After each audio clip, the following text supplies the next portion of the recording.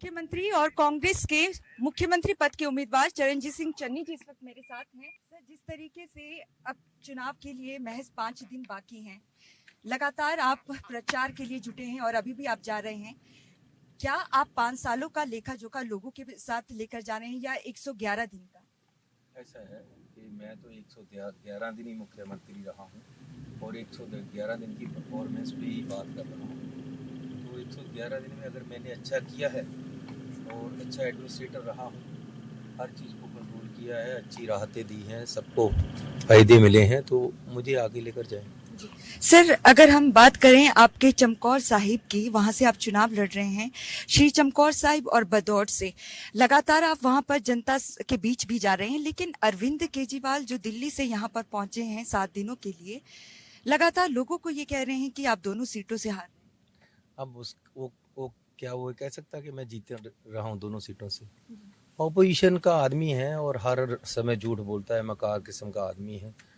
पहले एलिगेशन लगाता है, बाद में माफ़ी मांग लेता है, ये उसकी रूटीन है। तो इखलाक से गिरा हुआ आदमी है, तो उसको आदत है ऐसी बातें करने की। जिस तरीके से सर उन्होंने लिखित में कहा है कि मैं लिखित में देता हूं, चन्नी साहब दोनों जगह से हार रहे हैं, हमने सर्वे भी करवा दिया। और क्या लगता है आपको कि आम आदमी पार्टी कहीं टक्कर में है या डरी हुई है? नहीं, वो आगे लिखित में ये भी कर देना कि अगर मैं जीत गया तो मुख्यमंत्री का पद छोड़ देंगे दिल्ली से, ये लिख कर देना, फिर पता चलेगा क्या पता लगता है। उसको ऐसे ड्रामे करने की आदत है, टोटल ड्रामेबाज बंदा है।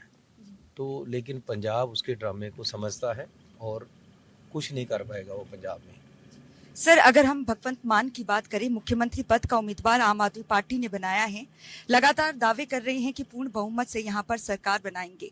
कल आपने बकायदा प्रेस कॉन्फ्रेंस की, उसमें आपने कहा कि महिलाओं की तरफ से उन पर आरोप लगाए जा रहे हैं। ऐसा है कि वहाँ उसके क्षेत्र में मैं गया था, वहाँ बहुत बड़ी गिनती में महिलाएं इकट्ठी हुई थी और मैंने सबसे पूछा कि ईमानदारी से, मतलब मैं एक पे रैली में पूछा कि ईमानदारी से आप एक बार बताओ कि आपने कितनी बार भगवंत मान को इलेक्शन के आगे पीछे बाकी 8 साल में देखा है।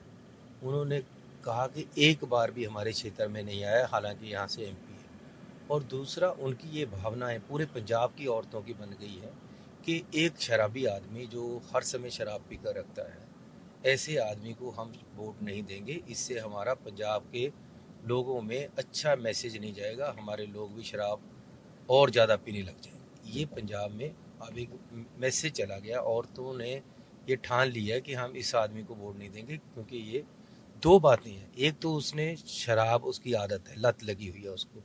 दूसरा, उसने अपनी बीवी और बच्चों को छोड़ दिया है, जो कि पंजाब के लोग कभी टॉलरेट नहीं कर सकते। तो सर, क्या लगता है कि जो दिल्ली मॉडल का लगातार ये जिक्र करते हैं, वो सफल हो पाएगा यहाँ पर? दिल्ली मॉडल, आप तो दिल्ली से हो, वहाँ ही हालात देख लो कैसे, सब ड्रामेबाजी है। और यहाँ आकर हम पंजाबी हैं, पंजाब भी जहाँ भी जाता है वहाँ अच्छा करता है और अपना मॉडल सेट करता है। तो हम दिल्ली का मॉडल क्यों लेंगे, हम पंजाब के, हमारे पास अच्छे मॉडल हैं। केजरीवाल साहब सर लगातार आपको टारगेट कर रहे हैं, आपने भी देखा होगा। कह रहे हैं कि चन्नी साहब को तो नींद ही नहीं आ रही है, नींद में मैं आता हूँ भूत के तौर पर, क्योंकि वो डरे हुए। वो है ही भूत है तो भूत के तौर पे आएगा जिसके आएगा।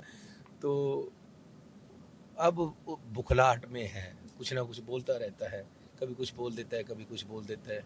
तो तवाजन हिल गया है उसका दिमाग का, और हिल जाएगा 2-4 दिन में, ख़त्म हो जाएगी बात उसकी। सर, अगर हम बात करें विरोधियों की, जितनी भी पार्टियां हैं, चाहे आप श्रोमणी अकाली दल की बात कर लीजिए या आम आदमी पार्टी की, वो कह रहे हैं कि 5 साल सत्ता में कांग्रेस रही है, तो ऐसे में क्यों 111 दिन का लेखा जोखा लेकर जनता के बीच में जा रहे हैं? 4.5 साल मुख्यमंत्री कैप्टन साहब भी रहे। कैप्टन साहब का जो लेखा जोखा था वो बीजेपी दे, क्योंकि बीजेपी के साथ मिलकर उन्होंने काम किया, अल्टीमेटली बीजेपी में चले गए। और अकाली दल दें, क्योंकि उनके साथ मिलकर ही सारा कुछ किया है 5 साल कैप्टन अमरिंदर सिंह ने। हमारे पास सत्ता 111 दिन आई है, हम उसका लेखा जोखा लोगों में रख रहे हैं और लोग खुश हैं। सर, कैप्टन अमरिंदर सिंह कह रहे हैं कि मैं एक ऐसा मुख्यमंत्री हूं पूरे देश भर में जिसने 90% से ज्यादा चुनावी वादे पूरे किए हैं। लगता है आपको कि चुनावी घोषणा पत्र जो 2017 में जारी हुआ था उसमें 90% वादे पूरे हुए? अरे, मैं नहीं जानता कितने हुए कितने नहीं हुए, लेकिन इतना जरूर कहता हूँ कि जहाँ भी वो जाते हैं तो कुर्सियाँ खाली मिलती हैं। तो खाली कुर्सियों को संबोधन करके आ जाते, इससे आप समझ लो क्या स्थिति है उनकी। भैया तेज करो। सर प्रधानमंत्री साहब, मेरा अंतिम सवाल है सर, प्रधानमंत्री की अगर हम बात करें, प्रधानमंत्री नरेंद्र मोदी कल पहुंचे पंजाब में, 1984 का उन्होंने एक बार से जिक्र किया। एक बात बताऊं कि प्रधानमंत्री जी कल पहुंचे और उस पूरे एरिया में दुआबा और माजा में मुझे एंटर नहीं करने दिया। क्या मैं आतंकवादी हूं? मैं अपनी स्टेट का मुख्यमंत्री हूं, लोगों ने मेरे में विश्वास प्रकट किया हुआ है, उनको क्या मेरे से डर है कि मेरा जहाज़ चंडीगढ़ से नहीं उड़ने दिया और वहाँ मुझे कहीं नहीं जाने दिया। वो 4 बजे तक रहे, 6 बजे तक मेरी एंट्री नहीं हुई। तो ये जो स्थिति है, ये फिरोजपुर में वो आए थे उसके कारण है या उनको मेरे से क्या डर है, मैं ये पूछना चाहता हूँ। सर जाते जाते एक महत्वपूर्ण सवाल है, किस आप टक्कर में किसको देखते हैं और कोई हमारी टक्कर में नहीं है, कितनी सीटें आएगी सर? कोई हमारी टक्कर में नहीं है। हम 2/3 मेजोरिटी से कंफर्टेबली सरकार बना रहे हैं। जी धन्यवाद सर। ये थी चरणजीत सिंह चन्नी, पंजाब के मुख्यमंत्री, जिनका कहना है कि 2/3 से कांग्रेस यहाँ पर सत्ता में आएगी और ऐसे में देखना होगा कि 20 तारीख को यहाँ पर मतदान होना है और 10 मार्च को नतीजे आने हैं, तो ऐसे में किस तरीके की परफॉर्मेंस कांग्रेस की रहती है। नेटवर्क 10 के लिए चंडीगढ़ से ईशा ठाकुर।